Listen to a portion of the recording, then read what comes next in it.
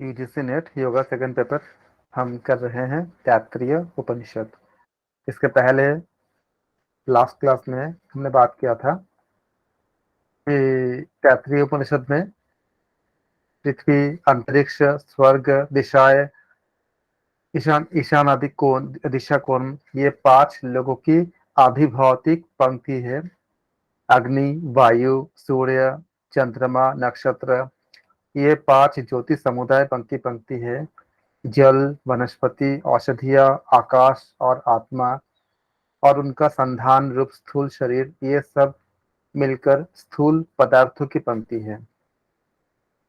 इस प्रकार आधि भौतिक दृष्टि से ये हमने वर्णन किया। हमने उस दिन बात किया था लास्ट क्लास में कि सूर्य क्या है और इसके आध्यात्मिक दृष्टिकोण, फिजिक्स के दृष्टिकोण से और हमारे चेतना के दृष्टिकोण से, ये सारे हमने विस्तार से बताया था। भगवत गीता का भी हमने रेफरेंस लिया था कि भगवत गीता में बताया गया कि हे अर्जुन, सबसे पहले मैंने ये ज्ञान सूर्य को बताया था। सूर्य से मनु में गए, सूर्य ने मनु को दिए, मनु ने इक्ष्वाकु को दिए और इक्ष्वाकु से समस्त प्रजागण प्राप्त हुए। परंतु समय के साथ ये ज्ञान लुप्त हो गया। अब मैं तुमको दोबारा फिर से बताऊंगा, फिर से तुम बताता हूँ। ये भगवान कृष्ण ने कहे थे। वहां पे हमने दार्शनिक एंगल से हमने बात किया था कि हालांकि आपको एग्जाम में नहीं लिखनी है, लेकिन सूर्य अर्थात क्या था और मनु अर्थात क्या था। यहाँ सूर्य के, हम आसमान के सूर्य जब हम देखते हैं वो सूर्य, या क्योंकि वो तो हाइड्रोजन का मिक्सअप, हाइड्रोजन कंटिन्यूअस आपका हीलियम में कन्वर्ट हो रही है, इसको नाभिकीय संलयन या न्यूक्लियर फ्यूजन कहते हैं। तो ये तो इसके पहले भी बहुत से सूर्य थे, बाद में भी होंगे। तो किसके बारे में बताया, हमने विस्तार से चर्चा की थी इसके ऊपर। यहाँ भी कई दृष्टिकोण बता रहे हैं। आध्यात्मिक दृष्टिकोण से हमने यहाँ पे बताए हैं प्राण, व्यान, अपान, उदान, समान, ये 5 प्राणों की पंक्ति है। एग्जाम में आपको इसी को लिखनी है। ये आपका जो बताया गया है कि आध्यात्मिक दृष्टिकोण से अगर तैत्तरीय उपनिषद से पूछेंगे तो आप इसको नोट करेंगे। प्राण, व्यान, अपान, उदान और समान, ये क्या है? ये 5 प्राणों की पंक्ति है। इसी तरह से चक्षु, श्रोत, मन, वाक और त्वक, ये करणों की पंक्ति है। त्वचा, मांस, स्नायु, अस्थि और मज्जा, ये क्या है? शरीरगत धातु की पंक्ति है, जिसको हम लोग आयुर्वेद में भी हमने अच्छे से समझा पढ़ा। और आयुर्वेद भी आपका वेद से ही आई है, तो हमें सब चीजें पता है। इस तरह ठीक तरह से कल्पना करके ऋषि ने कहे कि यह सब पांक्त ही है। साधक उपासक आध्यात्मिक पांक्त से बाह्य पांक्त, हमने बात किया था कि अंतर्मुखी से बहिर्मुखी और बहिर्मुखी से अंतर्मुखी कैसे होते हैं। इसको हमने आइंस्टीन की फॉर्मूला के साथ भी, हम रिलेटिविटी सिद्धांत के साथ भी हमने डिस्कस किया था कि is equal to M C square से हम मास को कैसे चेंज कर सकते हैं और मास से हम एनर्जी कैसे पाते हैं। इस तरह से हम देखते हैं कि हम अंतर ऊर्जा की तरफ जा सकते हैं और भी बाहरी दुनिया में भी हम आ सकते हैं। तो ये हमने देखा था। बाह्य से आध्यात्मिक पंक्ति को पूर्ण करता है, क्योंकि साधक आध्यात्मिक पंक्ति से बाह्य पंक्ति को और बाह्य पंक्ति से आध्यात्मिक पंक्ति को पूर्ण करता है। और ये हमारा 7वां अनुभाग पूर्ण हुआ था। अब हम थोड़ा सा रिविजन हमने कर लिया। हमने 8वां अनुभाग यानी अष्टम अनुभाग का हम ओम ने नोट करते जाइए एग्जाम्स के लिए। यहाँ से आपको प्रश्न बनते हैं और हूबहू आपको यही पूछे जाएंगे।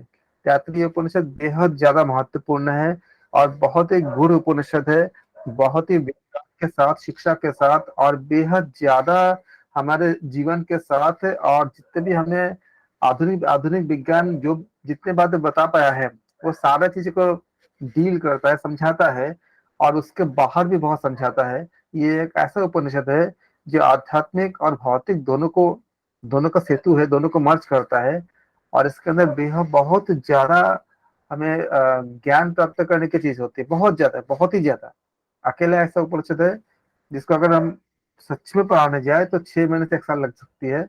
आपने जानते हो कि एक बेड के लिए कितना समय दिया गया? 12 साल दिया गया है। तो क्या 12 साल में हम क्या पढ़ते हैं? कितनी डिटेल होती है इसमें। इसी तरह से हम, लेकिन हमें शॉर्ट में पढ़नी है क्योंकि एग्जाम्स के लिए, तो इसको आप लोग नोट करते जाए। ओम, ओम यह शब्द ब्रह्म है, क्योंकि ओम सर्वरूप है। भगवत गीता में भी 6 जगह बताया गया है कि हे अर्जुन, तुम ओम का जप करो। ओम, ओम, यह शब्द यह शब्द ब्रह्म है, क्योंकि ये ओम सर्वरूप है। ओम यह अनुकृति यानी अनुकरण सम्मति, मतलब जिसको हमें अनुकरण करना चाहिए, हकार सूचक है। एग्जाम क्वेश्चन बन सकता है कि ओम हकार सूचक कहाँ किसके अनुसार है। हकार सूचक है। यह तो प्रसिद्ध है, यज्ञ कराने वाले लोग ओम श्रावय ऐसा कहकर ही बोलते हैं। तो क्वेश्चन क्या आ सकते हैं कि यज्ञ कराने वाले लोग तैतरीय उपनिषद के अनुसार, फिर आपका ऑप्शन आएगा। ओम बोलकर ही समागान किया जाता है। ऐसे भी देखते हो कि जब भी हम कोई मंत्र बोलते हैं तो क्या बोलते हैं हम, ओम नमः शिवाय, ओम वासुदेवाय नमः, ओम के साथ ही बोलते हैं, क्योंकि ओम क्या है, हमने ओम के ऊपर थोड़ा पिछले कई वीडियो में हमने चर्चा किए थे कि ओम के ऊर्जा स्रोत कैसे होती है, हमारे वावेल के साथ कैसे जुड़ती है, हमारे कॉन्सोनेंट के जो बोलने की जो ऊर्जा है जिसपे वावेल होती है उसके साथ कैसे कैसे जुड़ती है, आ उ मा का अर्थ क्या है, वो सबको रिकॉल कीजिएगा। और जो लोग नए हो वो सारे वीडियोस को देखिएगा तो आपको और अच्छे से समझ आएगा। ओम शोम ऐसा बोलकर ही गतिहीन अच्छांदस ऋचाओं का पाठ किया जाता है। इसके बारे में हमने पहले वीडियो में बता दिया था, जिसमें हमने उपनिषद शुरू करने से पहले जो बेसिक पद बताया था, वहां पे हमने विस्तार से चर्चा किया है ऋचा इत्यादि के बारे में। जो लोग नए हो वहां से फिर आप उसको वीडियो देखिए, तभी आपको अच्छे से और कनेक्ट कर पाओगे चीजों को। ऊर्ध्वायु लोग प्रत्येक कर्म के प्रति ओम का उच्चारण करते हैं। ओम का उच्चारण करके ही ब्रह्मा यह चौथा ऋत्विक अनुमति देता है। वेदाध्ययन करने वाले ब्राह्मण ओम बोलकर कहता है, मैं ब्रह्म को, वेद को या पर ब्रह्म को प्राप्त करूं। और इसलिए वह ब्रह्म तो प्राप्त करता है क्योंकि वो ओम के माध्यम से ऊर्जा को प्राप्त करता है, क्योंकि वेदाध्ययन करने वाले ब्राह्मण ओम बोलकर ही कहता है कि मैं अहम ब्रह्म। जो हम देखते हैं कि कई तरह के जितने भी हमने श्लोक सूत्र पढ़ते हैं, हर जगह पे आपको ओम का ओम से ही हम शुरू करते हैं। इसी बात में बताया जा रहा है कि मैं ब्रह्म को, वेद को या पर ब्रह्म को प्राप्त करूं, और इसलिए वह ब्रह्म को प्राप्त करता है। पर ब्रह्म अपर ब्रह्म, इसके बारे में हमने चर्चा की है पहले के वीडियोस में, नए लोग देखे, ये बहुत महत्वपूर्ण है। अपर ब्रह्म हमारे सांसारिक जीवन के लिए होती है, पर ब्रह्म में आध्यात्मिक उन्नति के लिए होती है। आप लोग उसको अच्छे से रेडी रखिएगा। शास्त्रादि द्वारा बुद्धि में किया गया निश्चय अर्थात रित। अब रित का मतलब क्या होगा, आपका एग्जाम में क्या आ जाएगा, रित शब्द दे देंगे, और रित का मतलब चार ऑप्शन दे देंगे। तो रित का आप लोग अपने कॉपी में लिखिए, तुरंत लिखिए, अभी बाद में भूल जाओगे। रित लिखो। रित मतलब शास्त्रादि द्वारा बुद्धि में किया गया निश्चय, मतलब हमें शास्त्रों के अध्ययन के द्वारा जो हमारा बुद्धि जब कोई डिसीजन लेता है उसको कहते हैं, रित कहते हैं। शास्त्र द्वारा बुद्धि में किया गया निश्चय अर्थात रित, और अध्ययन अध्यापन करना चाहिए। सत्य और अध्ययन अध्यापन करना चाहिए।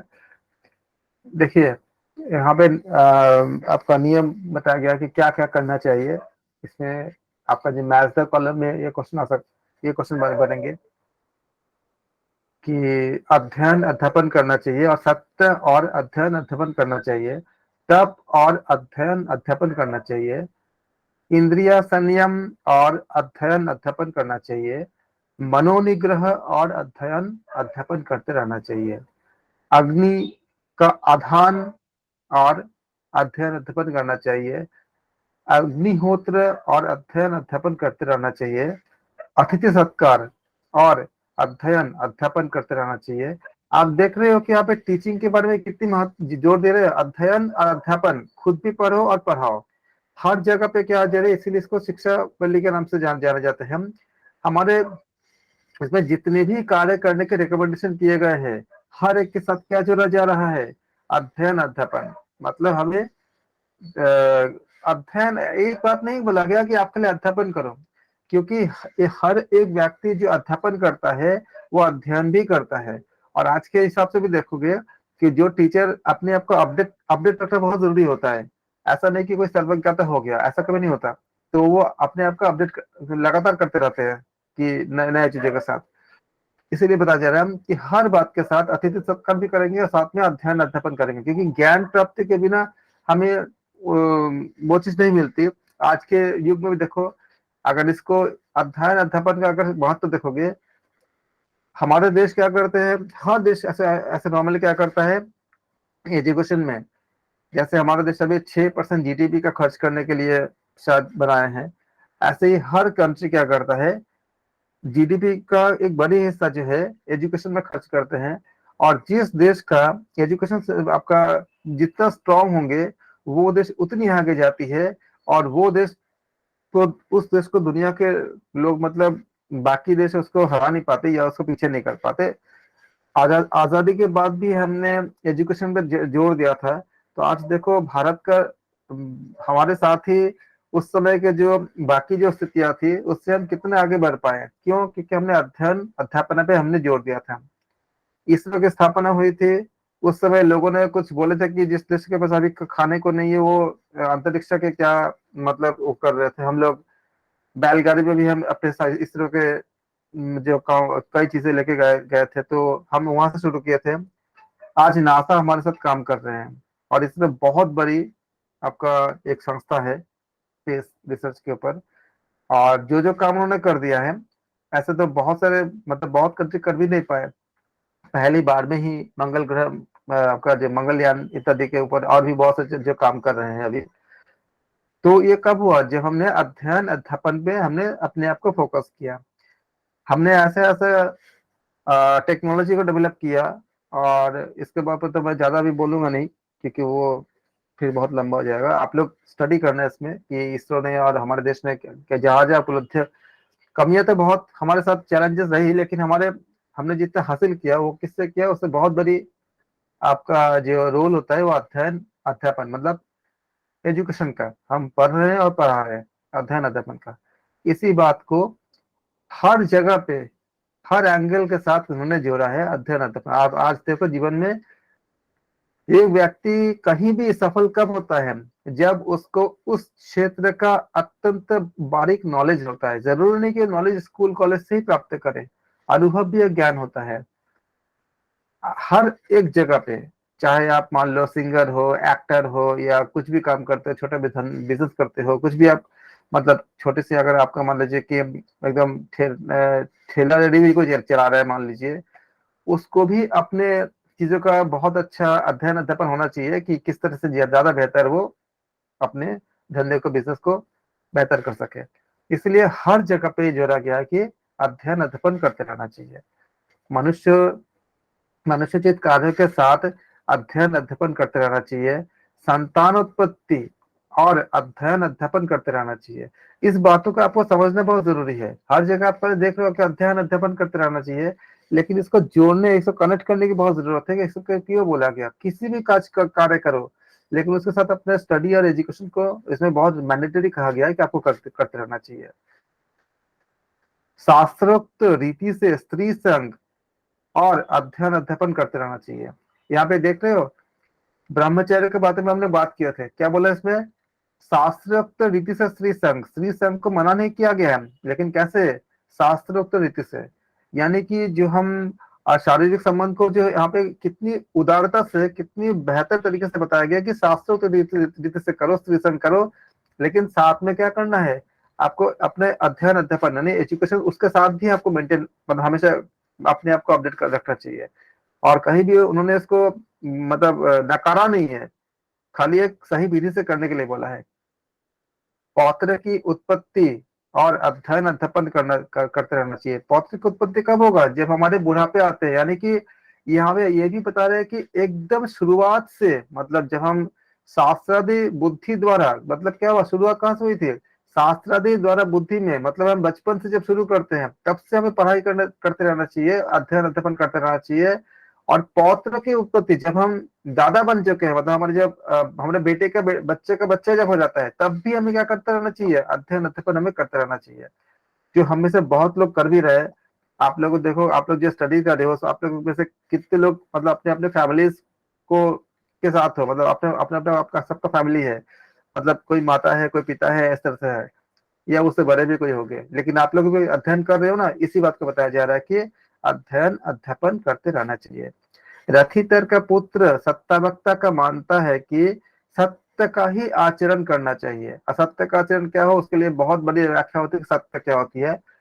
उसके लिए आप, मैं पहले एक बार चर्चा किया था, अभी हम यहाँ पे नहीं कर रहे चर्चा कि सत्य क्या होती है। लेकिन रथितर का पुत्र सत्यवक्ता मानता है कि सत्यवक्ता किसका पुत्र है? रथितर। ये आपका एक फैक्ट्स बन गया, एग्जाम में अगर आए तो पूछिएगा तो लिख लो। रथितर का पुत्र बराबर सत्यवक्ता।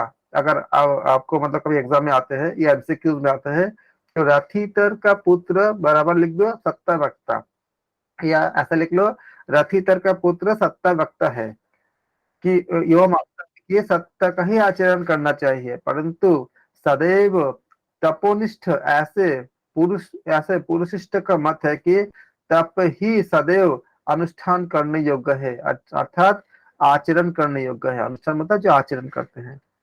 परंतु मुदगल के पुत्र नाथ मुनि का तो मत यही है कि स्वस्थ और प्रवचन, मतलब प्रवचन का अर्थ क्या है? हम किसी को कुछ बताते हैं या सुनते हैं, मतलब अध्ययन और अध्यापन, अध्ययन और अध्यापन करते रहना चाहिए। आप देखो जब आप नाम जप करते हो तब भी क्या क्या होती है? एक्चुअली अध्ययन अध्यापन ही होती है। आप जब नाम करते करते करते करते आपके अंतर मन में कुछ ऐसे जागृति उत्पन्न होती है कि हम बहुत कुछ नई चीजें हम जान पाते हैं, समझ पाते हैं। तो जानना और समझना क्या होती है? ये आपका अध्ययन ही तो हुआ। और अगर जब इस बात को अगर हम समाज के लिए उपयोग करें तो हम अध्यापन भी करते हैं। इसलिए क्या बताया गया है कि जब इसको याद रखिएगा, इसको लिख लीजिएगा। मुदगल के पुत्र नाथ मुनि, मुदगल के पुत्र देखिए भूल जाओगे, अभी भी लिखो, तुरंत लिखो। मुदगल के पुत्र नाथ मुनि, उन्होंने कहा था कि स्वाध्याय और प्रवचन मतलब क्या हुआ? स्वाध्याय यानी अध्ययन, प्रवचन मतलब दूसरों को बताना, मतलब अध्यापन करते ही रहना चाहिए। इसलिए स्वाध्याय और प्रवचन वास्तव में तप है, यानी अध्ययन और अध्यापना एक तप है, सचमुच वही तप है। और यहाँ पे नावा अनुभव पूर्ण होगा। कितना बेहतरीन बातें बताए। अगर इसको, हमें तो आगे निकलनी है क्योंकि हमारे एग्जाम से हमें खत्म करनी है। अगर इस खाली इसी स्टैंजा को अगर हम व्याख्या करना चाहेंगे तो आज के एजुकेशन सिस्टम से लेकर के बहुत बड़ी बड़ी जो हमारे जो चुनौतियां हैं, जो चैलेंजेस है, जो हमारी बेरोजगारी है, इन सब से हम बहुत अच्छे से जोड़ सकते हैं। और एक राष्ट्र उन्नति के जो आपका जो पूरा इंफ्रास्ट्रक्चर क्या होती है? हमारे उस देश के नागरिकों का आपका शिक्षित होना। कुछ साल पहले आपका यूएस के प्रेसिडेंट ने अपने नागरिक को बोले थे कि आप लोग मैथ और साइंस पढ़ना शुरू कर दो, नहीं तो फिर आपके जॉब चाइना और इंडिया वाले पूरा ले जाएंगे। आप लोग अपनी पढ़ाई शुरू कर दो अच्छे से। शायद जॉर्ज बुश ऐसा कोई थे जिन्होंने बोला था। आप सोचो कि उस लेवल, ये वो किस बात को समझते हैं कि अगर आपने पढ़ाई नहीं किया तो आपके जॉब नहीं मिलेंगे, और वो आपको पूरा आपका पूरा जॉब आपको पूरा शिफ्ट हो जाएगा, वो लोग ले लेंगे, आप लोग पढ़ाई शुरू कर दो। सोच रहे हो इस बात को? इसी चीज को अध्ययन अध्यापन हर काम के साथ, हर बात के साथ, आप कुछ भी कर रहे हो हर चीज के साथ अध्ययन अध्यापन को यहाँ पे एडअप किया गया है। इतनी बड़ी उन्नत विचारधारा थे, और इसको आप लोग नोट कर लेना अच्छे से। क्वेश्चन तो इसमें आएंगे ही, इसलिए इतने महत्वपूर्ण उपनिषद है। मैं इसमें से कोई भी डाउट हो अगर आप लोग अलग से इसको चर्चा, क्योंकि इस ये जो हमें अभी पढ़ा ना, नौ आपका जो अनुवाद, वो ये बहुत बहुत ज्यादा मीनिंग लिख सकता है। तो आप लोग उसको पढ़ना, और कुछ डाउट होगा, कुछ डिस्कस करना होगा, आप लोग मुझे मैसेज कर सकते हो, पर्सनल भी कर सकते हो। उसको हम चर्चा कर सकते हैं, और जब मेरे पास समय होगा मैं आपको कॉल पे भी आपको मैं अगर कोई डाउट होगा तो मैं समझा दूंगा, या व्हाट्सएप पे मैसेज से बता दूंगा आपको। लेकिन आप लोग करोगे अच्छे से, मतलब अध्ययन करोगे इसका। मैं इस जन्म मरण वृक्ष का उच्छेदक हूँ, मेरी कीर्ति पर्वत शिखर की तरह उन्नत और विशाल है। अन्न उत्पादन की शक्ति वाले सूर्य में जैसे अमृत है। हमने सूर्य के बारे में बात किया था कि अगर हम सामान्य मीन अर्थ में भी ले लेंगे, हालांकि इसका बहुत गहन गहन अर्थ होती है, लेकिन अगर साधारण अर्थ में भी ले लेंगे, हमने लास्ट क्लास में बताया था आपको कि प्रकाश संश्लेषण, फोटोसिंथेसिस का मैकेनिज्म, और उसके साथ हमारा डिपेंडेंसी प्लांट पे, प्लांट का डिपेंडेंसी हम हमारे पर, ये सारे एक साथ चल, मतलब किस तरह से एक दूसरे पर डिपेंडेंट है। और सूर्य से अगर ऐसे भी सूर्य ले लेंगे, अगर हम आध्यात्मिक ज्ञान को के अलावा नॉर्मल ज्ञान भी ले लेंगे, तो इसी सूर्य से प्रकाश संश्लेषण, फोटोसिंथेसिस होती है। उसके बाद ही उससे हमें हम जो शाकाहारी होते हैं, वो उनको चाहे मनुष्य हो चाहे मनुष्य, तो का शाकाहारी भी और मांसाहारी दोनों है, लेकिन लेकिन उसकी भी परिभाषा है, क्योंकि मनुष्य कभी कच्चा मांस नहीं खा पाता, उसको पका के खाता है, मतलब डाइजेस्ट उसको डाइजेशन नहीं होगा कच्चा मांस से, तो वो शाकाहारी ही है। मांसाहारी है कि नहीं, क्योंकि मांसाहारी के लिए खास कुछ खास पैरामीटर्स होते हैं, उसको अगर छोड़ दूं, तो जो आपका मांसाहारी में जो जानवर है वो भी शाकाहारी जानवर पे डिपेंड करता है, जैसे कि शेर जो है वो हिरन पे डिपेंड करता है, और हिरन किस पे डिपेंड करता है, ये आपका सूरज से डिपेंड करता है। और अगर आप लोग जानते हो 10% एनर्जी का साइकिल अगर जानते हो, तो 10% एनर्जी एनर्जी साइकिल में ये होता है कि हर एक चेन जो है अगले चेन में 10% एनर्जी ट्रांसफर करता है। जैसे मान लो अगर सन से अगर 1000 कैलोरी एनर्जी अगर जाता है, आता है मतलब, तो पौधे उसका 10% ही ले पाता है, तो मतलब 100 कैलोरी ले पाएगा। अब पौधे को जो खाएगा वो उसका 10% ले पाएगा, यानी 100 का 10% 10 कैलोरी हो जाएगा। मतलब जैसे कि मान लो कि जो पशु इत्यादि जो जो उस पौधे को खाएंगे, और फिर उस पशु को जो खाएगा वो उसका भी 10%, यानी कि 1 कैलोरी मिलेगा उसको। इस तरह से क्या होता है कि उससे 10% आपका फैट्स होती है, अगर आप जानते हो। तो ये सारी चीज क्या होती है, आपका डिपेंड करता है इस पे, किसके ऊपर, ये सूर्य पे डिपेंड करता है। एक सामान्य अगर हम व्याख्या करेंगे आज के नॉर्मल हिसाब से भी, तो इसीलिए, हालांकि अन्न का अर्थ और भी बहुत सारे अर्थ होती है। अन्न उत्पादन की शक्ति वाले सूरज में जैसे सूर्य में जैसे अमृत है, वैसे मैं भी अमृत स्वरूप ही हूँ, और मैं प्रकाश युक्त भी हूँ। मैं धन का भंडार हूँ। कौन, इसको आप कैसे करोगे, मैं इस जन्म मरण रूप वृक्ष को उच्छेदक हूँ। मेरी कीर्ति पर्वत शिखर की तरह उन्नत और विशाल है। अन्न उत्पादन की शक्ति वाले सूर्य में जैसे अमृत है, वैसे मैं भी अमृत स्वरूप ही हूँ, और मैं प्रकाश युक्त भी हूँ। मैं धन का भंडार हूँ। मैं परमानंद, मैं अमृत से अभिसिंचित हूँ। मैं परम बुद्धिमान हूँ। इस प्रकार त्रिशंकु ऋषि ने वेदा त्रिशंकु ऋषि का वेदानुभव अर्थात मोक्ष प्राप्ति होने के बाद उनके अंत से यह आवाज है, यह अंतकरण की आवाज था। और इस तरह से 10वां आपका अनुभव पूर्ण होगा। यहाँ लिखोगे आप, ये सारे जो आपने लाइंस लिखने से पहले इन्होंने बताया था, ये इनका नाम लिखोगे त्रिशंकु ऋषि। तो त्रिशंकु ऋषि का वेद का अनुभव क्या है, अगर ये कभी पूछे जाएंगे, तो इनमें से ऐसा हो सकता है कि त्रिशंकु ऋषि के वेद का अनुभव, इसके बाद डैश दे करके इसमें से कोई एक दे देंगे, और बाकी 3 बाहर बाहर से दे सकते हैं। तो आप इसको याद करोगे, जब त्रिशंकु ऋषि को वेद का मतलब, जब मोक्ष प्राप्ति होने के बाद जब अंतर्ज्ञान आवाज होती है, जब अंदर से जब आवाज आती है, तो उस आवाज में क्या क्या आवाज आया, मैं इस जन्म मरण जो वृक्ष को उच्छेदक हूँ। मतलब क्या है, वो कब होता है, जब वो ब्रह्म में विलीन होते हैं, तभी तो उच्छेदक कर सकता है जन्म मरण का, जब जब साइकिल खत्म हो जाती है, क्योंकि जब आपका कर्माशय शून्य हो जाती है। कर्माशय अगर शून्य हो जाएगा, जीरो हो जाएगा, तो कर्म को भोगने के लिए ही तो हमारी जन्म होती है ना। जब कर्माशय ही शून्य हो जाएगा तो हमारा जन्म तो नहीं होगा। तो हम ये क्या क्या होगा, जब हम पर ब्रह्म में अपने आप को लीन कर देंगे। इसीलिए कहा गया जब मोक्ष की प्राप्ति के बाद, इसलिए इसीलिए कहा गया कि मैं जन्म मरण वृक्ष का उच्छेदक हूँ। मतलब हमारा हमारा मतलब जिनको मोक्ष मिल गया है, मतलब अर्थात त्रिशंकु ऋषि को जब मोक्ष प्राप्त हो गई थी, तो उन्होंने बोला कि मैं जन्म मरण को पूरा उच्छेदक हूँ, मतलब कर चुका हूँ, अब बिना जन्म मरण कुछ नहीं होगा। मेरी कीर्ति पर्वत शिखर की तरह उन्नत और विशाल है, क्योंकि इसके बाद के जो जितने भी आपका उन्होंने लक्षण बताए हैं, वो ब्रह्म का ही लक्षण है। क्योंकि ब्रह्म के पास ही ऐसी शक्ति होती है जो सूर्य जैसे अमृत हो, या अमृत स्वरूप हो, या प्रकाश युक्त हो। ये सारे किसका है, आपका, आप जानते हो, हम लोग पहले भी पढ़ा था, ये ब्रह्म का लक्षण है। अर्थात उन्होंने ब्रह्म को प्राप्ति किए थे, मोक्ष को प्राप्ति किए थे। इससे उनको ऋषि के नाम से जब पूछे जाएंगे तो आप इसका याद रखेंगे।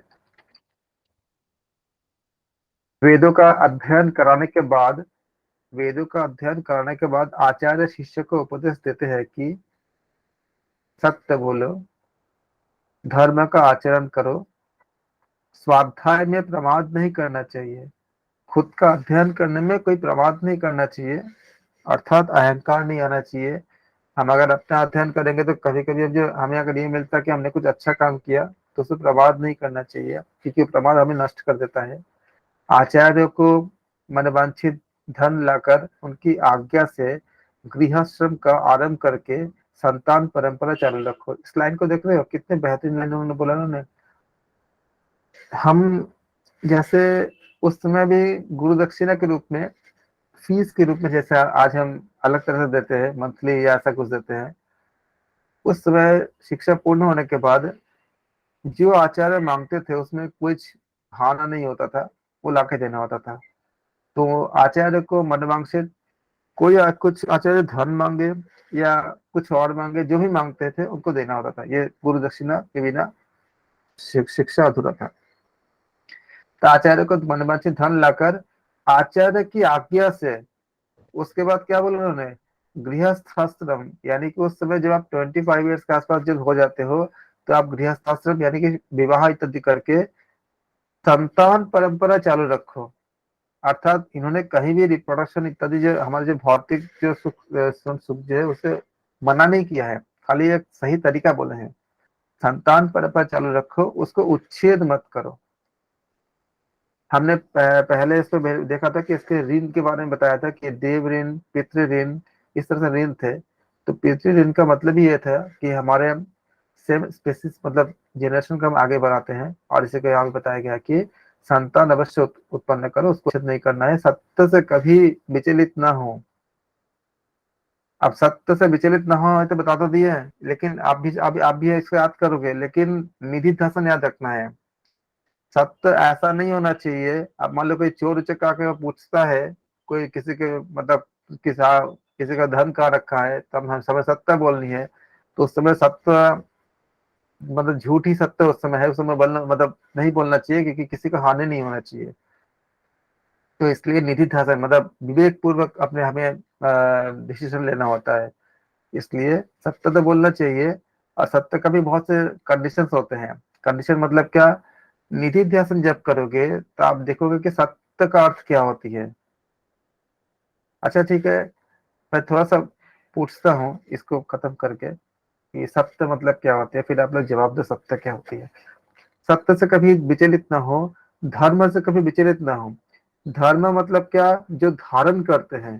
धारण धारण करना अर्थात धर्म होती है, जिसको धारण मतलब जिस विचार को धारण करते हैं, और जिस हमें जैसे अगर हमने धारण किया कि त्याग पूर्वक भोग करना, तो ये हमने धारण किया, तो ये एक धर्म होता है।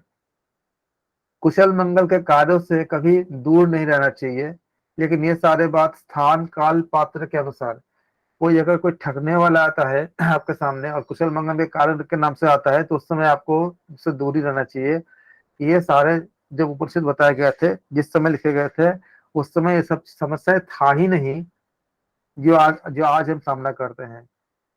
उस समय कभी भी कोई अपने मकान में मतलब ऐसे इस तरह से इतने ज्यादा मतलब वो जिसे सुरक्षा के इंतजाम नहीं करते थे, क्योंकि ये सब समस्या ही नहीं था। आज हमारे सामने है, इसलिए हम उपनिषद तो पढ़ेंगे, लेकिन फॉलो भी करेंगे, लेकिन स्थान काल पात्र के अनुसार। ऐसा नहीं कि किसी गलत इंसान के साथ आप मतलब हमने अगर वो ऐसा तो बहुत मिलते हैं, मतलब जैसे कुछ जगह पे कि वो कुशल मंगल के कार्य के नाम से ठगने शुरू कर देते, तो आप उससे मतलब उसमें चपेट में आ जाओ, ऐसा नहीं है। तो उसको निधि ध्यान यानी विवेक से काम करना मांगते हैं। लेकिन जहां भी लगता है कि स्थान काल पात्र सही है, जैसा मैं गीता में देखा था, सात्विक तरीके से कि सही काल और सत पात्र में अगर मिलते हैं, तो कुशल मंगल के कार्य से कभी दूर नहीं रहना चाहिए। ऐश्वर्यदायक दायक ऐश्वर्य ऐश्वर्यदायक कर्मों में कभी प्रमाद नहीं करना चाहिए। ऐश्वर्यदायक ऐश्वर्य मतलब आपके पास धन दौलत बहुत ज्यादा है, उसको भोग भी करो, लेकिन त्याग पूर्वक, लेकिन प्रमाद नहीं करना चाहिए। अहंकार प्रमाद ये खत्म कर देता है इंसान को। वेद के पठन पाठन में प्रमाद नहीं करना चाहिए, अर्थात उसको दुरुपयोग भी नहीं करना चाहिए, ये बताए हैं। सत्य का थोड़ा सा चर्चा करते हैं, सत्य क्या है। अगर मैं बोलूं कि ये शरीर मेरा है, क्या ये सत्य बोल रहा हूँ मैं? बताऊं? नहीं ये सर। नहीं सर, ये नश्वर है। नहीं सर। ये शरीर पंच तत्व से बना है, पंच तत्व का है, मेरा कैसे है? अगर मेरा होता तो हमेशा मेरा रहता है। लेकिन मृत्यु के बाद मेरा बॉडी कहाँ विलीन हो जाएगा? या तो मतलब जमीन में, मतलब मिट्टी में मिलनी है, चाहे उसको जला दो चाहे उसको आप दफन कर दो, मिट्टी में मिलनी है। जब ये मिट्टी में मिलेगा तो क्या पंच अर्थ तत्व में तो हो गया? पंचतत्व बता गया सर। हाँ, तो रूपांतरण हो गया पूरा। जब रूपांतरण हो गया, लेकिन हम तो बोल देते ना कि मेरा शरीर है। तो जब हमारा शरीर ही हमारा नहीं है, तो बाकी चीजें हमारा कैसे हो सकता है? क्योंकि सब तो रूपांतरण ही है। आज आपने जो कपड़े पहने हो, कुछ दिन बाद क्या हो जाएगा? कभी ना कभी इसको फेंक ही दोगे, तो फिर क्या होगा? वो रूपांतरण हो गया पूरा। तो हमारा सत्य क्या है?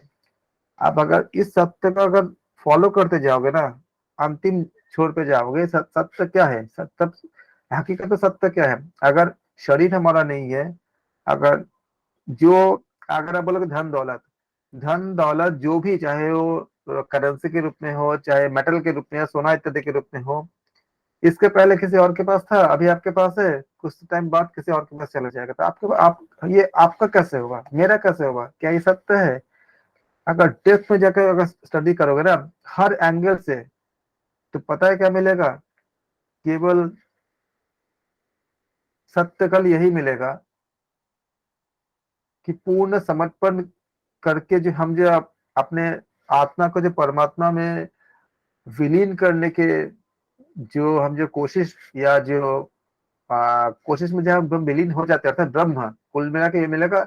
वो एक ऊर्जा, वो सत्य है, क्योंकि वो कभी नष्ट नहीं होता, कभी क्रिएट नहीं होता, बाकी सब और होता कह सकते हो वो चेतन तत्व वो ब्रह्म ही सिर्फ सत्य है, है। बाकी सब तो क्यों परिवर्तनशील है। बाकी सब रूपांतरण। तो सत्य क्या है? वही है। अगर आप बहुत डेप्थ में जाकर देखोगे, एक अंतिम, और जो कर्म होता है, अगर आप सारे कर्मों को अगर आप मतलब पूरा, मतलब उथल पुथल कर लो, कर्म क्या, कर्म अकर्म विकर्म, भगवत गीता में भी बताएगा, सब कुछ दर्शन, सब कुछ देख लो, अंत में जो मिलेगा वो मिलता यह है कि बाकी सब कर्तव्य जरूर है, लेकिन जो कर्म है वो भगवत गीता में चैप्टर 13 श्लोक नंबर 1 में बताया गया कि इदम शरीरम कौन्तेय क्षेत्र मित्र विधीयते। पढ़ के देखना एक बार।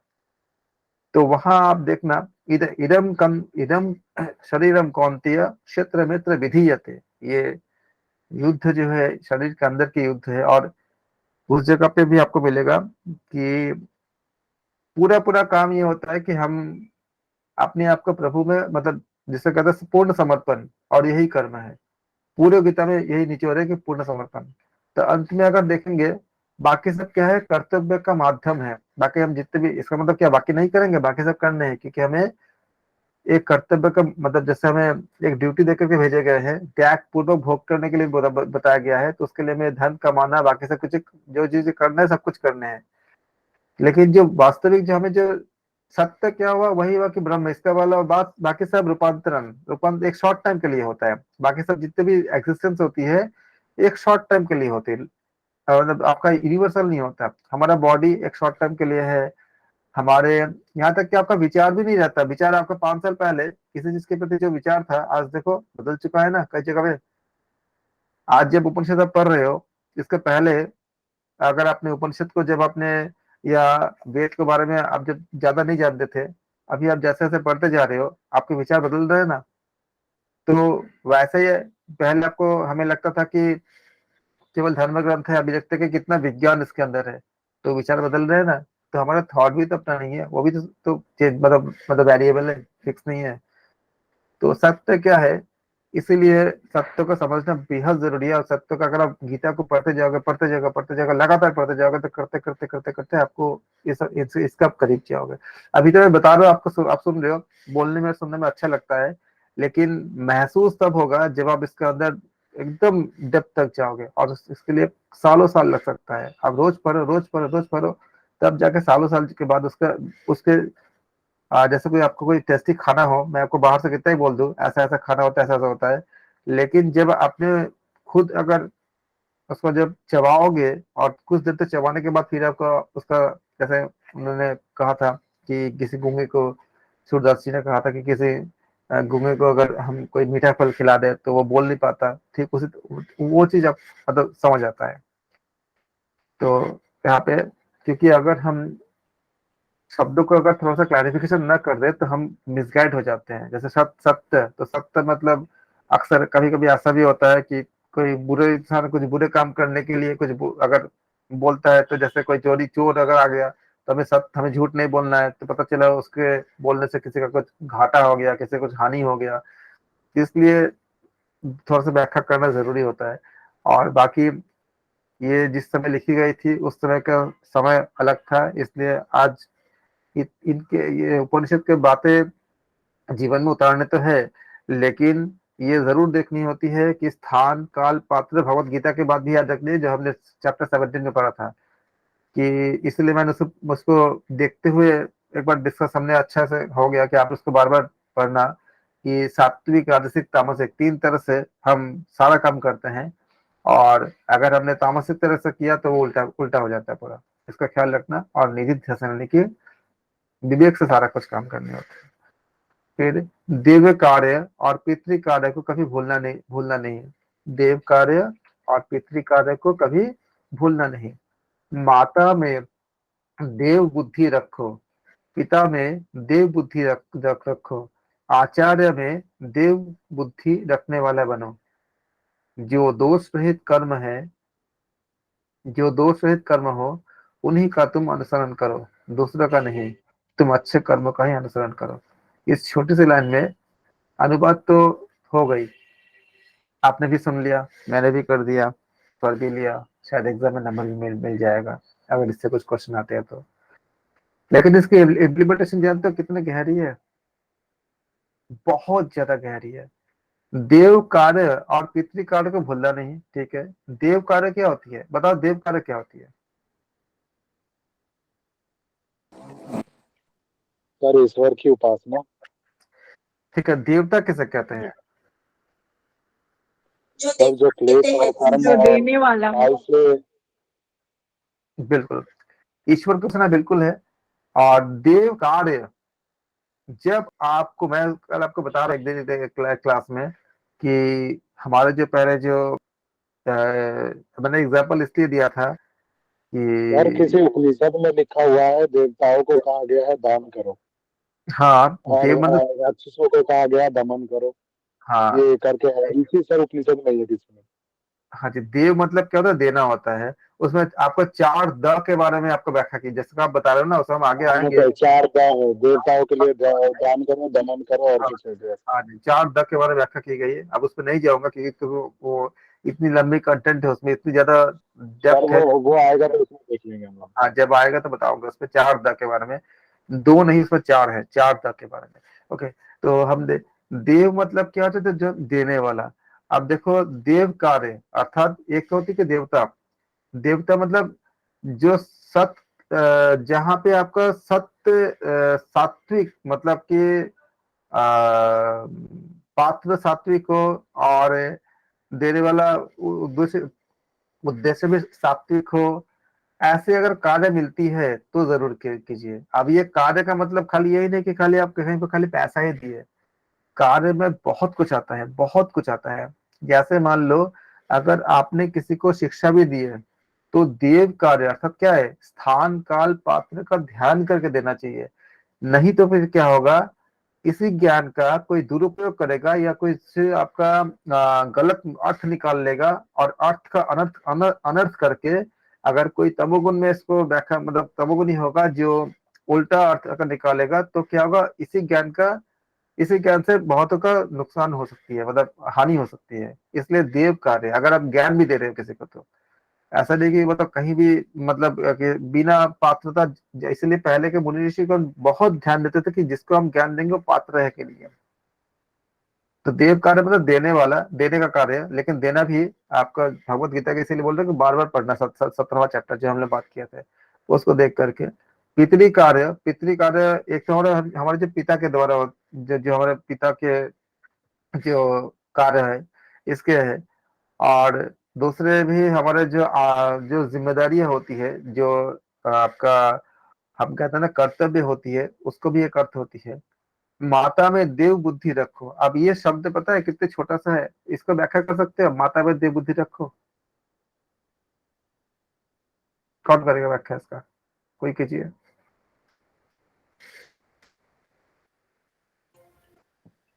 सर ये माता को मतलब देव के समान, देव रूप मानना, मतलब देव के समान मानना। आप जानते हो हमारे मैं अब थोड़ा सा व्याख्या कर देता हूँ इसको। हमारे शास्त्र में एक बहुत अच्छी, हमारे एक्चुअली ये शिक्षा मुझे मेरे गुरुदेव से मिले थे, शिक्षा मतलब दीक्षा गुरु जहाँ से मैंने दीक्षा लिए थे। बचपन बचपन में मिल गया था मुझे, 4-5 साल की उम्र में मिल गए थे, बहुत अच्छे से, और बहुत लाभदायक है। यहाँ से इसका कुछ हद तक आपका इसका होता है कि 51 जो शक्तिपीठ है उसका अर्थ क्या है।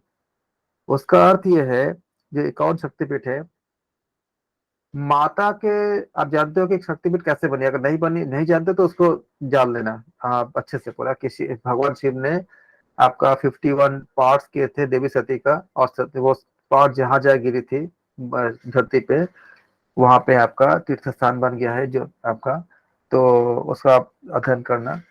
तो माता के 51 पूरा बॉडी पार्ट्स के 51 पार्ट अलग अलग जगह पे, जैसे मणिकर्णिका बताया था एक है जिसमें से, फिर माँ कामाख्या में एक है, ऐसे आपका जो शक्तिपीठ बनी है। इन शक्तिपीठों में इतनी ऊर्जा, इतनी सात्विक ऊर्जा है, इतनी सात्विक ऊर्जा है, अगर हम कभी हमारे जीवन में कभी विकार उत्पन्न हो, विकार किसी भी तरह का हो सकता है, अगर उस विकार को कैसा भी, चाहे वो काम से संबंधित हो, क्रोध से संबंधित हो, काम क्रोध लोभ मोह मद मात्सर्य जो भी हो, और इसके जितने भी सब पार्ट है, जहां से भी विकार की उत्पत्ति होती है, उस समय उस विकास को अगर हम माँ को समर्पित करते हैं, जिस भी पार्ट से आप ज्यादा कनेक्ट हो पाते हो, वो विकार तुरंत तुरंत नष्ट हो जाती है, तुरंत। उसमें कोई फाइट नहीं करना पड़ता, कोई फाइट नहीं करना पड़ता। आप खाली जैसे माँ ब्रह्मचारिणी, ऐसे तो ये तो आपका, जो मैं माँ जो मैं बोला ब्रह्मचारिणी, ये तो आपका तांत्रिक जो गुप्त नवरात्र के जो माँ के रूप है उसका है। लेकिन अगर माँ की, अगर हमने जो बताया कि 51 जो आपका जो तीर्थ स्थान है, उनमें से किसी एक को भी अगर कनेक्ट कर लोगे अपने विकार को समर्पित करने के लिए, तो वो विकार ठीक वैसे खत्म हो जाती है जैसे कि बहुत अंधेरा रूम में अगर आपने लाइट का खाली स्विच ऑन किया, तुरंत रोशनी रोशनी होती है। इसको शक्तिपीठ कहते हैं, कौन शक्तिपीठ। तो यहाँ पे माता में देव बुद्धि, अर्थात प्रत्येक जगह पे अगर माता में अगर इस तरह के, अगर माता मतलब खाली हमारे जन्म जन्म देने वाला माता नहीं, हर जगह पे अगर हम इसको अपने दुर्भावना का अगर मात मतलब इस शक्तिपीठ के प्रति कनेक्ट होकर अगर समर्पित करते हैं, तो क्या होती है, ये सारे तुरंत आपका जितने भी ऑब्स्टेकल है सब सब सब नष्ट हो जाती है, 1 सेकंड में नष्ट हो जाती है अगर आप कनेक्ट कर पाओ तो। लेकिन बुद्धि क्या होना चाहिए, सत बुद्धि होना चाहिए। उस समय अगर विकार से उत्पन्न करोगे तो हम ही नष्ट हो जाते हैं, सद्बुद्धि होना चाहिए। इसलिए माता में देव बुद्धि रखो, अर्थात जो सत्वगुण, जो हमने देखा था हमने कि जब हमने भगवत गीता में बताया देखा था हमने कि उसी को कहते हैं देव बुद्धि, जो हमारे अंदर तीनों चीज आपका सात्विक होती है, साथ साथ, तो उसको कहते हैं देव बुद्धि रखते हैं। उस समय देव बुद्धि रख के अगर हम पूरी तरह से अगर अपने आप को अगर माँ से जोड़ते हैं, समर्पित करते हैं, इतनी जल्दी हमें उसका रिजल्ट मिलती है, इतनी जल्दी हमको रिएक्शन होती है, और जितनी भी गंदी जो विकार होती है 1 सेकंड में, ज्यादा समय नहीं लगता है। ऐसा नहीं कि अभी शुरू करो 1 सेकंड तुरंत खत्म हो जाती है। लेकिन जब बुद्धि होना चाहिए, जैसे अगर आपने माँ का लेके याद किया, या आपने माँ छिन्नमस्ता को याद किया, कभी छिन्नमस्ता के बारे में बताऊंगा, बहुत ही ज्यादा माँ का ऊर्जादायक रूप है, जिसमें माँ ने अपने अपने ही सर को खुद काट दिए थे, और फिर 3 धारा बहता है उसमें से, और रक्त की धारा वो आ, हमारे ज्ञान की धारा के प्रतीक होती है। उसके बारे में बहुत विस्तार है उसमें।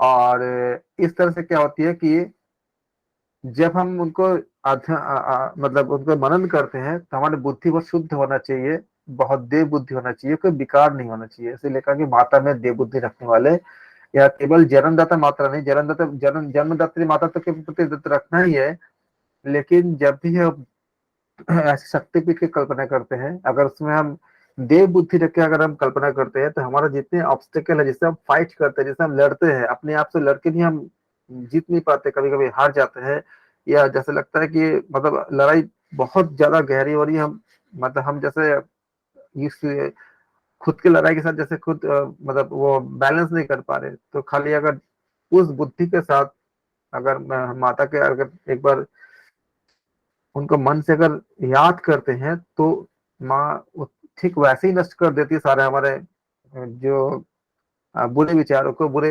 आपका ऊर्जाओं को, आपका नेगेटिव वाइब्रेशंस को। जैसे कि आपने अगर एक 100 वाट की एलईडी बल्ब जलाया, तुरंत सारा अंधेरा खत्म हो गया। और इसके अलावा और भी बातें हैं, लेकिन अभी हम इसको एंड करेंगे क्योंकि हमें बहुत कुछ करनी है। ऐसे पिता में देव बुद्धि रखो, आचार्य में देव बुद्धि रखने वाले, अर्थात सबके प्रति सबका जब हमें फल तभी मिलेगा जब हम उनके लिए शुद्ध बुद्धि रखेंगे। अगर हमारे बुद्धि अगर मान लो कि एग्जाम्पल के तौर पे मान लो, अगर अपने स्कूल में क्लास में पढ़ रहे हो, तो अगर जो अध्यापक महोदय है, अगर हम अध्यापक महोदय के प्रति अगर अशिष्ट आचरण करेंगे, तो हम उनके द्वारा बताई गई बातों को हम ले ही नहीं पाएंगे। घाटा उनका नहीं होता, घाटा हमारा होता है अगर हम अशिष्ट आचरण किए। तो मतलब क्या, आचार्य में देव बुद्धि रखने के लिए, जैसे हम मान लो कि स्कूल में टीचर अगर क्लास में पढ़ा रहे हैं और बच्चे बहुत से हैं, अगर उसमें से जो बच्चे उनके प्रति श्रद्धा रखने से फायदा क्या होता है कि उनके द्वारा कही गई बातें हमारे अंतर मन में चली जाती है। अगर श्रद्धा ही नहीं रखेंगे तो क्या होगा, हमारे सामने ऑब्स्टेकल बन जाती है, अंदर जाती नहीं है, उसका हमारे जीवन में ज्यादा उपयोग नहीं कर पाते। इसी को बताया गया कि उन्हीं का तुम अनुसरण करो, दूसरे का नहीं, तुम अच्छे कर्मों का अनुसरण करो। इसीलिए इनको ये उपनिषद इतने समय लग जाती है, इसमें से सारी बातों को अगर मतलब एक्सप्लेन करने हो तो। इसके विपरीत कर्मों का अनुसरण मत करो। विपरीत मतलब क्या, कि जैसे अवज्ञा पूर्वक कभी भी आपका इस तरह के ज्ञान का जैसे बताया गया ऊपर का, जैसे कार्य देव कार्य, पितृ कार्य, या इस तरह के जो कार्य है, इसमें अवज्ञा पूर्वक या नकारात्मक भावना से कभी नहीं करना चाहिए। इसलिए इसका विपरीत कर्मों को अनुसरण मत करो। जो कोई भी हमसे श्रेष्ठ ब्राह्मण हो, उन्हें तुम आसन आदि देकर विश्राम देते रहो। ब्राह्मण का मतलब खाली मतलब उससे नहीं, खाली अगर कास्ट से नहीं, ब्राह्मण का मतलब ज्ञान से भी होता है। ब्राह्मण का मतलब आपका जो डाउन टू अर्थ हो, जो बहुत सत्वगुणी हो, और जो बहुत नम्र हो, मतलब जो विनम्र हो, ऐसे गुण से युक्त भी, ज्ञान के साथ साथ। तो ऐसे अगर कोई व्यक्ति मिलता है, बाय डिफॉल्ट हम लोग करते भी है, कोई ऐसे गुणी इंसान मिलते हैं तो आप सब करते हो, तो श्रद्धा पूर्वक दान करना चाहिए। दान क्या होती है, इसके बारे में भगवत गीता के चैप्टर 17 में हमने चर्चा कर चुके हैं। जो लोग नहीं नए हैं, वो भगवत गीता के चैप्टर 17 को अच्छे से पढ़िएगा आप लोग। मतलब दान इत्यादि क्या होती है, हमारा हमने हमने भी हमारा क्लास भी है, हमने क्लास खत्म कर चुके हैं। आप चाहे तो आपके पास जो भगवत गीता है उसको भी आप अगर आप अनुवाद का भी रीडिंग कर लीजिएगा तो आपको पता चल जाएगा। श्रद्धा पूर्वक दान करना चाहिए, श्रद्धा रहित दान नहीं देना चाहिए, क्योंकि वो हमने बात कर चुके, वो फिर अर्थहीन हो जाता है। आर्थिक स्थिति के अनुसार दान करना चाहिए, शर्म रखकर भी देना चाहिए, भय से भी देना चाहिए। भय किसका, भय उसका कि अगर आज भय मतलब क्या, वो डर नहीं, डर का मतलब डर डर डर कई तरह के होते हैं ना। जैसे मान लो कि एग्जाम में क्या होती है, अगर हम एग्जाम में अगर अच्छे नंबर नहीं लाएंगे तो फेल हो जाएंगे, तो ये भी एक डर हमें एजुकेशन में पढ़ने के लिए क्या करता है, प्रमोट करता है। तो ये डर अच्छी डर है। वैसे ही हमें अगर हम अच्छे से पढ़ाई नहीं करेंगे तो हमें जॉब नहीं मिलेगा, जॉब नहीं मिलेगा तो हमें हमारा जीवन चल नहीं पाएगी। ये भी एक डर, लेकिन ये डर अच्छी होती है कि हम अच्छे से इसके लिए हम अध्ययन करते हैं, पढ़ाई करते हैं, अपना काम करते हैं। ऐसे ही ईश्वर का जो डर होती है कि अगर हम पाप कर्म करेंगे तो हमें हमारे कर्माशय खराब हो जाए, मतलब बुरे कर्म से जो युक्त हो जाएगा, और हमें उसका दंड मिलेगा। तो ये जो डर है, ये डर हमें अच्छाई की तरफ ले जाता है। पहले के लोग, मतलब आज से जनरेशन से पहले है, बहुत ज्यादा आपके भागवत भागवत और इत्यादि पढ़ते थे, जहाँ पे पापों के दंड के बारे में बताया, बहुत अच्छे से बताए गए हैं। तो वो उसको, और उसमें श्रद्धा था, क्योंकि श्रद्धा के बिना उसका असर नहीं करता। तो उसको पढ़ने के बाद लोग अपने आप ही बुरे काम नहीं कर, मैक्सिमम करते ही नहीं थे, क्योंकि उनको डर था कि, और होता भी है, क्योंकि अगर हमें, अगर इस धरती में अगर अगर हम हैं तो कहीं से आए हैं, और जब हम नहीं रहेंगे तो कहीं जाएंगे। हम तो बीच के ही पार देख रहे हैं ना, कि अभी हम यहाँ पे हैं। एग्जाम्पल मान लो, अगर आप बस स्टैंड में खड़े हो, तो बस अगर आई है, इसका मतलब बस कहीं बनी भी है, तो है, तभी ना आई है। और जब स्टैंड से उतर जाओगे तो बस कहीं जाएगी भी। उसी तरह से हमने, अगर इस जन्म को देख रहे हैं तो कहीं से आए हैं हम लोग, और जब नहीं रहेंगे जीवित तो कहीं जाएंगे। तो कुछ तो मैकेनिज्म होगा। एक छोटा सा देश चलाने के लिए इतने सारे आपका मतलब डिपार्टमेंट होती है, लॉ होता है, जज होते हैं, आपका सारा सिस्टम होती है। तो सोचो, जो जिसने यूनिवर्स को बना के इतने सारा सब सृष्टि को चला रहे हैं, उनका भी तो ऐसा कुछ होगा ना, डिपार्टमेंट होंगे, कुछ लॉज होंगे, उनके पास भी तो पूरा रिकॉर्ड रहेगा, सब कुछ रहेगा। तो उसी को अगर उन्होंने अगर स्वर्ग डायरेक्ट नाम से अगर डिफाइन कर दिया, तो क्या है, क्या दिक्कत है? कुछ दिक्कत तो है नहीं। हो सकता है कि स्वर्ग की जगह कुछ और नाम हो सकता है, नरक की जगह कुछ और नाम हो सकता है, लेकिन होगा तो वही चीज। जो हमें, मतलब हमें अपने कर्मों के अनुसार। तो ये जो डर है, इस डर से क्या करते थे हम, बुरे काम नहीं करते थे और अच्छे काम करते थे। इसलिए बोला गया कि भय से ही देना चाहिए, ताकि हमें अपने मतलब पाप का भय भी हमें अच्छे काम करा लेता है। और ये आप साइकोलॉजी में अच्छे से जानते हो कि एक होती है स्ट्रेस, एक होती है स्ट्रेस, अगर आप पढ़ चुके हो तो। स्ट्रेस जो होती है आपको पॉजिटिव डायरेक्शन में लेके जाती है, और स्ट्रेस आपको तनाव देता है। तो उसके अकॉर्डिंग भी कहा गया इस पे कि भय से भी देना चाहिए, और विवेक पूर्वक दान करना चाहिए, जो हमने अभी तक बताया कि निधि ध्यासन। ऐसा नहीं कि किसी को भी दान कर दो, या वो व्यक्ति सच में पात्रता है कि नहीं है, या वास्तव में वो दान लेने के लिए ही आया है, या कुछ आपको कुछ हानि पहुंचाने आया है। ये सब चीजें विवेक पूर्वक देखना चाहिए। और उसके बाद यदि तुम्हें अपने कर्तव्य निर्णय में कोई शंका हो, या आचार संबंधी कोई शंका हो, तो वहां जो उत्तम विचार वाले, योग्य सलाहकार, समुचित आचार वाले, सरल मधुर स्वभाव वाले, केवल धर्म अभिलाषी ब्राह्मण हो, वे जिस प्रकार उस क्षेत्र में वर्तन करे, तुम्हें उसी प्रकार का व्यवहार करना चाहिए। यानी कि ऐसा कोई इंसान हो जो बहुत इंटेलेक्चुअल भी हो, लेकिन बहुत सिंपल हो, और बहुत सरल हो, और खुद बहुत धार्मिक हो। अगर ऐसा कोई इंसान हो तो उससे आप चर्चा कर सकते हो कि क्या करना चाहिए, अगर ऐसा कोई मिल जाए, या आपको मतलब ऐसा कुछ अवेलेबल हो तो। और और भी यदि किसी दूषित कलंक वाले मनुष्य के साथ काम करने में संदेह हो, तो भी वहां जो उत्तम विचार वाले, योग्य सलाह देने वाले, सदाचारी, मधुर स्वभाव वाले, केवल धर्म अभिलाषी, न धर्म मतलब जो सही है वो खाली सही का सपोर्ट करे, मतलब कोई स्वार्थ न रखे, कोई बायसिंग न रखे, कोई बायस न हो, इसका मतलब ये है। केवल धर्म अभिलाषी ब्राह्मण हो, वे जिस तरह से, वह जिस प्रकार से, वह जिस तरह उनके साथ बर्ताव करे, कि आप देखो उस समय कि ऐसे व्यक्ति कैसे बर्ताव करते हैं। अगर कोई दुष्ट आदमी हो, किस तरह के हमने देखा भी, हमने ना, कि आपका पतंजलि में आपका जो पतंजलि ऋषि महर्षि पतंजलि भी कहते हैं, हमने क्वेश्चन आंसर भी किया था हमने, कि मुदिता इत्यादि जो है, कि किसके साथ हमें मुदिता करना चाहिए, किसके साथ हमें हमें त्याग करना चाहिए, मतलब किसको इग्नोर करना चाहिए। तो वो उन्होंने भी वहां पे कहा था, सेम बात यहाँ पे कहा जा रहा है, कि अगर ऐसा कोई इंसान हो, देखो कि वो उसके साथ कैसा बिहेव कर रहा है।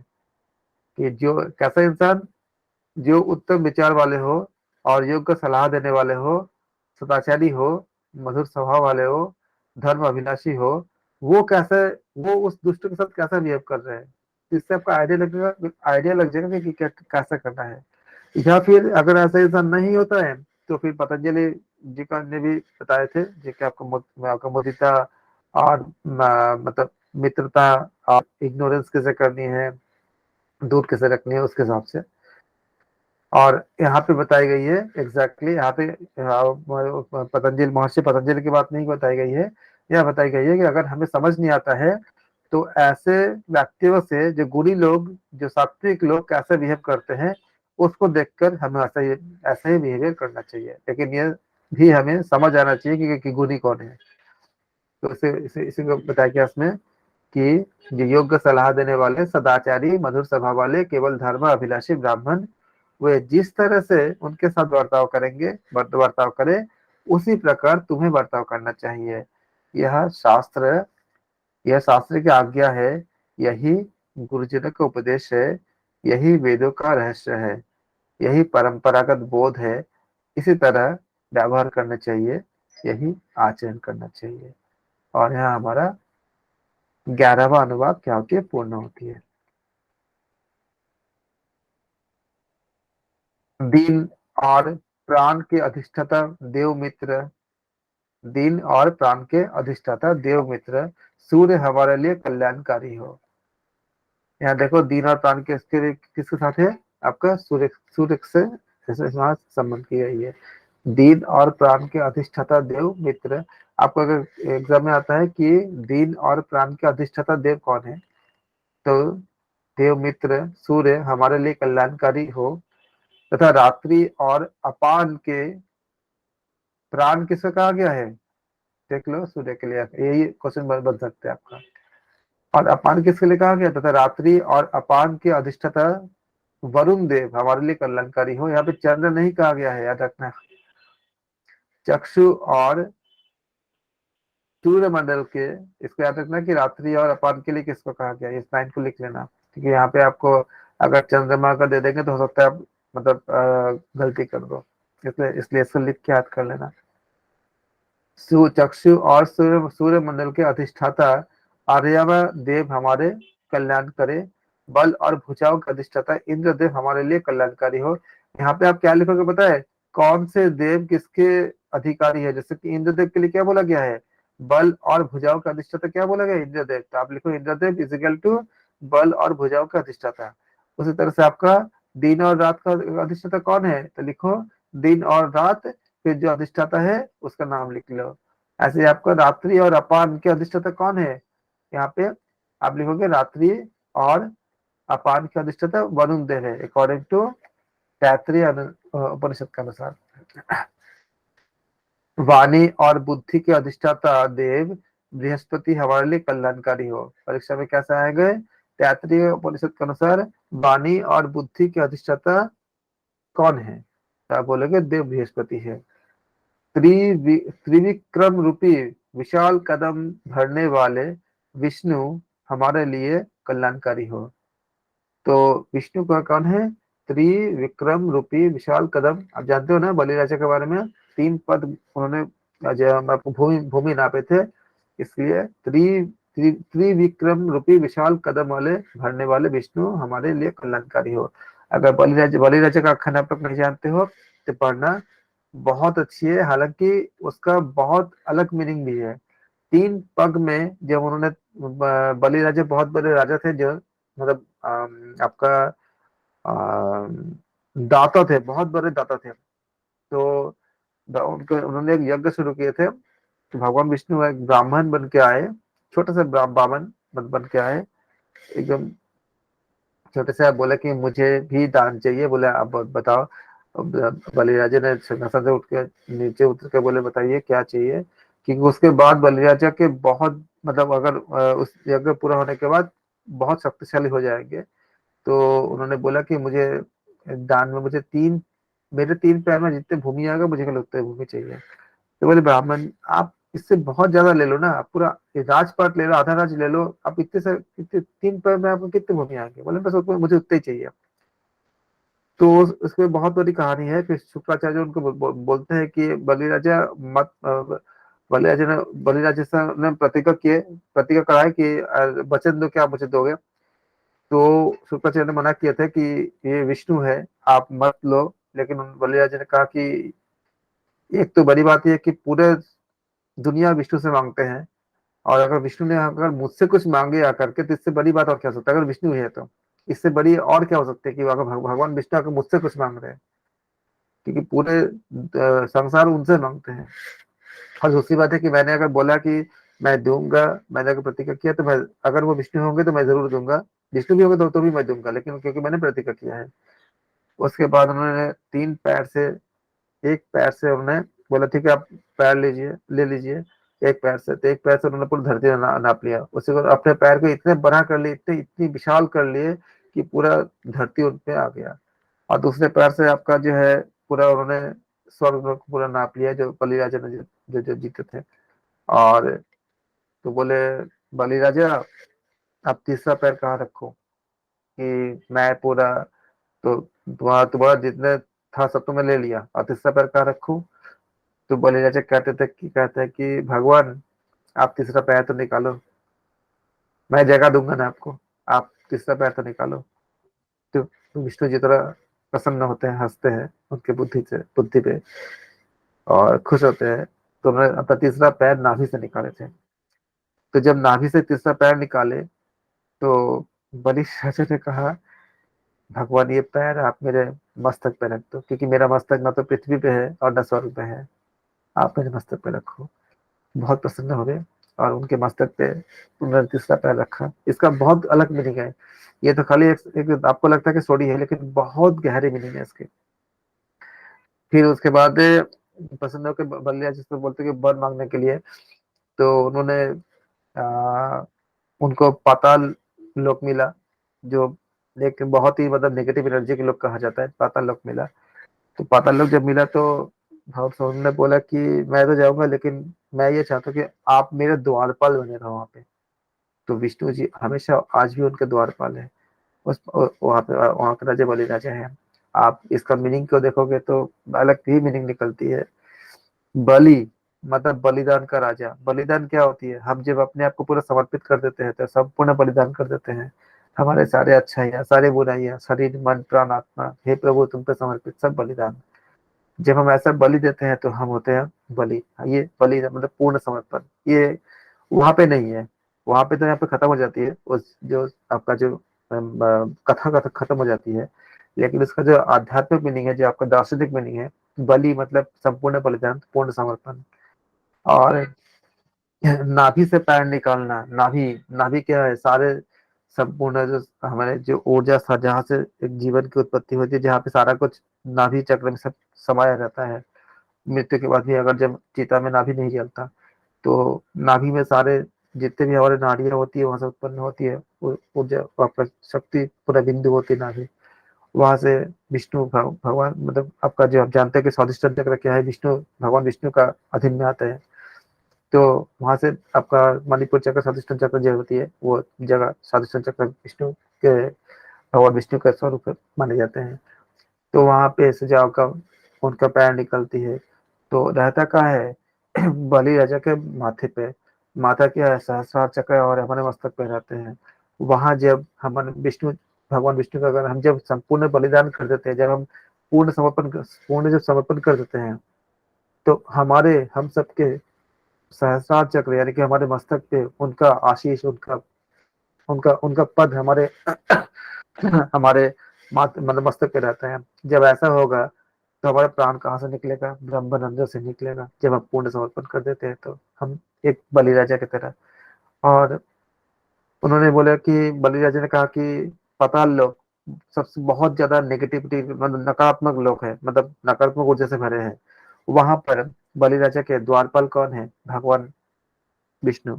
जब हमारे अंदर की इतनी ज्यादा नेगेटिविटी भर जाती है, जब आज हम कली, कली मतलब कलह, जहाँ पे कली होता है हर जगह पे, खाली प्रभु के नाम के सिवा हर जगह खाली दिखती है, हर जगह पे कलह दिखती है, सब जगह पे इतनी ज्यादा हमें वो दिखती है, नकारात्मकता दिखती है।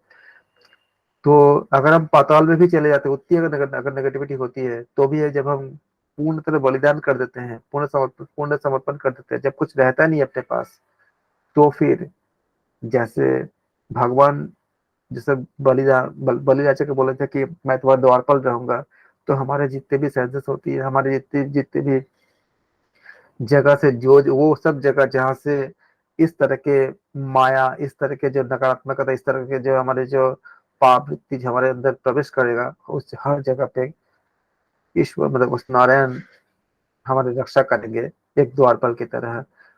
और इस तरह से पूर्ण समर्पण हम जब करते हैं तो हमें हमारे सारे ऑब्स्टिकल से, सारे अंतराय से, हर जगह से हमें रक्षा करते हैं। और ठीक वैसे ही जैसे कि द्वारपाल करते हैं जब हम, लेकिन कब, जब हम पूर्ण समर्पण टोटल कंप्लीट डिवोशन कर अर्जुन की तरह पूरा कर देते हैं, तो हमें इस उस जन्म मरण के साइकिल में जो हमें जो ढकेलते हैं, उन सब ऑब्स्टिकल से एक द्वारपाल की तरह हमें रक्षा होता है और हम सब बलि राजा बन सकते हैं। इसका मतलब बहुत ज्यादा मीनिंग इसका बहुत डेप्थ है, लेकिन वहां पे आपको जो यहाँ पे कथा है, कथा पे हमें खत्म हो जाती है। उसी को बताया गया यहाँ पे कि त्रिविक्रम रूपी विशाल कदम बॉल भरने वाले 3 पैर से उन्होंने पूरा नाप लिए थे। और इसके और भी बहुत ज्यादा व्याख्या है, लेकिन हम अभी जाएंगे नहीं, क्योंकि जाएंगे तो बहुत समय लग जाएगा और आप लोगों का टाइम बहुत लग जाएगा। बहुत गहरी व्याख्या है इसका। त्रिविक्रम रूपी विशाल कदम भरने वाले विष्णु हमारे लिए कल्याणकारी हो, वे चरणों के अधिष्ठाता हो, उपयुक्त सभी देवताओं के आत्मा स्वरूप ब्रह्म को मेरा नमस्कार। हे वायुदेव, आपको नमस्कार, आप ही प्रत्यक्ष ब्रह्म हो। इसको आप याद रखना, यहाँ पर वायुदेव को ब्रह्म कहा गया है। हे वायुदेव, आपको नमस्कार, आप ही प्रत्यक्ष ब्रह्म हो। इसको आप याद इसलिए रखोगे क्योंकि अगर एग्जाम में आते हैं तैत्तिरीय उपनिषद के अनुसार, तो आप बोलोगे वायुदेव ही ब्रह्म है, क्योंकि अलग अलग उपनिषद में ब्रह्म को अलग अलग तरह से, कहीं पे इंद्र बताया गया है, कहीं पे अलग अलग मतलब शब्दों से उनको बताया गया है। तो अगर हमें एग्जाम में मार्क्स पानी है तो पर्टिकुलर उपनिषद के अनुसार जैसे लिखा गया है हमको उसी में टिक करने होंगे। तो हमने इसमें क्या किया कि हे वायुदेव, आपको नमस्कार, आप ही प्रत्यक्ष ब्रह्म है। आपको आपको ही हमने प्रत्यक्ष ब्रह्म कहा है। आप लिख लो अच्छे से, ब्रह्म मतलब वायुदेव, अकॉर्डिंग टू तैत्तिरीय उपनिषद। आपको ही रीत कहा गया है, तो वायुदेव के और एक नाम क्या है? रीत है। अर्थात आप लिखो वायुदेव बराबर ब्रह्म बराबर रीत, ताकि आपको अच्छे से याद हो जाए। आपको ही सत्य कहा गया है, आपको ही सत्य कहा है। उन सर्वेश्वर परमात्मा ने मेरी रक्षा की है। उन्होंने उन्होंने वक्ता की अर्थात आचार्य की भी रक्षा की है। मेरे और मेरे आचार्य की रक्षा की है। तीनों प्रकार के तापों की शांति हो, तीनों प्रकार के तापों की शांति हो। इस प्रकार 12वां अनुभाग पूर्ण हुआ। यहाँ तैत्तिरीय उपनिषद में शिक्षा वल्ली समाप्त होती है। अगले क्लास में हम करेंगे ब्रह्मानंद वल्ली। आप सबका धन्यवाद।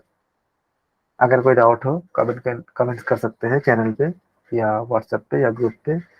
हम उसका यथासंभव जितना जल्दी हो सके उसका हम निराकरण करेंगे। और हम इसके ऊपर टेस्ट सीरीज भी हम लॉन्च करने वाले हैं, उसको भी हम अध्ययन करेंगे, जो एग्जाम्स के लिए बहुत इंपॉर्टेंट होंगे। Thank you so much.